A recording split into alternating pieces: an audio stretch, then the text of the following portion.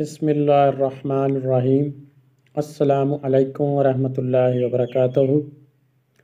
ناظرین محترم، کل ہماری جو ہے وہ بات ہوئی ہے مفتی حسن رضا نقشبندی صاحب سے، جو کہ ایک جمہوری ملا ہیں اور سیاست میں ان کا بہت بڑا قدم ہے۔ تو یہ جو ہیں طریق لبیک کے بہت بڑے مبلغ ہیں، مفتی ہیں، عالم ہیں، تو بہت جذباتی بھی ہیں۔ تو ہماری ان سے بات ہوئی ہے تو ہم نے ان سے پوچھا ہے مسئلہ مسٹر جناح کے بارے میں، قائد اعظم کے بارے میں، کہ کیا وہ مسلمان تھے یا نہیں۔ تو یہ آگے سے ہمیں کہتے ہیں کہ استغفر اللہ، وہ مسلمان تھے۔ یہ آپ کیسی باتیں کر رہے ہیں؟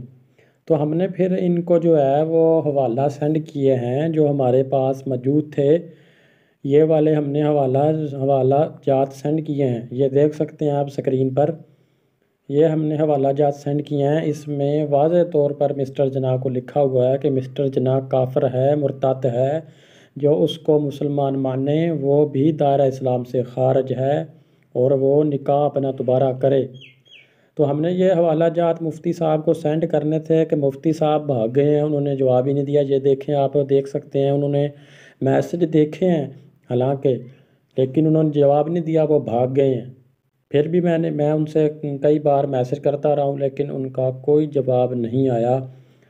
تو یہ آپ اندازہ لگا سکتے ہیں، یہ مفتی صاحب کی رائے ہے مسٹر جناح کے بارے میں۔ آج کل کے جو مفتی ہیں نا ناظرین محترم، وہ مفت کے مفتی بنے ہوئے ہیں۔ ان سے مسئلہ پوچھا جائے تو وہ مسئلہ صحیح طرح نہیں بتاتے ہیں، آگے سے بھاگ جاتے ہیں۔